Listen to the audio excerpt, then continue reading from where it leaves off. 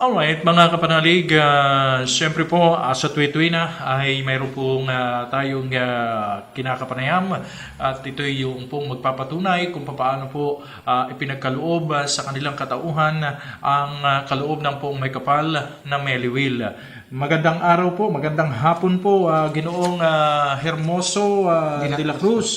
Taga saan pa po kayo, Ginoong Hermoso de la Cruz? Tiga Putatan, Muntinlupa po. Ito pong paggamit yun ng Meliwil, paano po nyo nalaman?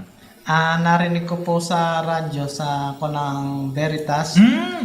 Ayan. At kinuha ko ng aking asawa yung inyo pong address dito at tsaka po hinanap. Ayan.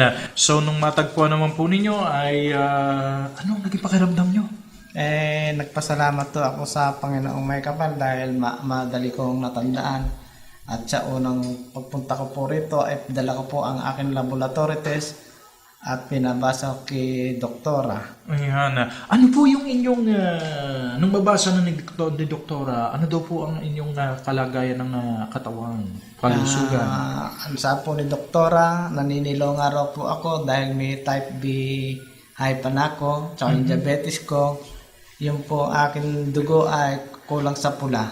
Ayan. At yung po aking kamay at paa ay may po yung namamaga.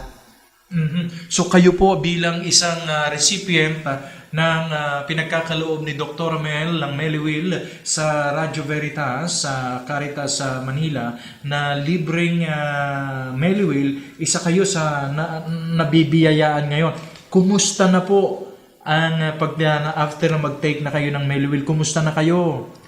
Ang kampo na wala po yung sakit na yung kamekot pa ako, yung pamaga. Tapos pag sumakit po yung kanang ulo ko, didiretso rito, namamaga yung pilik mata ko, wala na po yun. Wala na. Sa tingin ko sa inyo, wala namang namamaga. Nakailang kapsula lang po kayo niyan? Kwan po. Yung nakadalawang box po at saka ako ilan na yun. Na mahigit. Mahigit. Tingnan ko nga po yung inyong palad.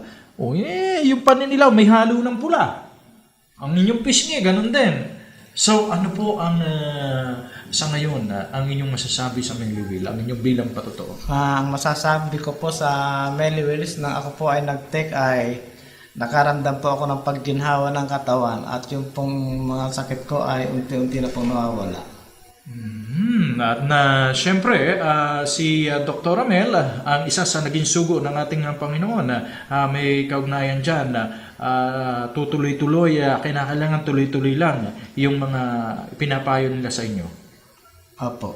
Ayan, maraming nakikinig ngayon na Ginoong Hermoso na mga kapanalig natin na mayroong karamdaman dyan. Sige, kausapin mo sila, anong sasabi mo sa kanila? Ang masasabi ko po sa may mga karamdaman, kayo po ay wag mag-atubiling pumunta dito po sa Konang Meliwil pagkat yung pong gamot na ibinibigay nila sa atin ay epektibo po sa lahat ng klase ng sakit. Yan. Pero hindi naman po lahat ay maaaring mabigyan at mapagkalooban ng libreng Meliwil. Iyan po ay nagkakaroon din ng pag-check kung kinakailangan ba o kayo nga ba ay talagang walang kakayahan para po makabili o makagamit ng Meliwil. Again, maraming salamat po at God bless Ginoong Hermoso de la Cruz. Maraming salamat din po sa inyo rito, lalo kay doktora at sa inyo po kaduni at sa lahat po ng nangangasiwan lang ko ng Meliwil. Ayan.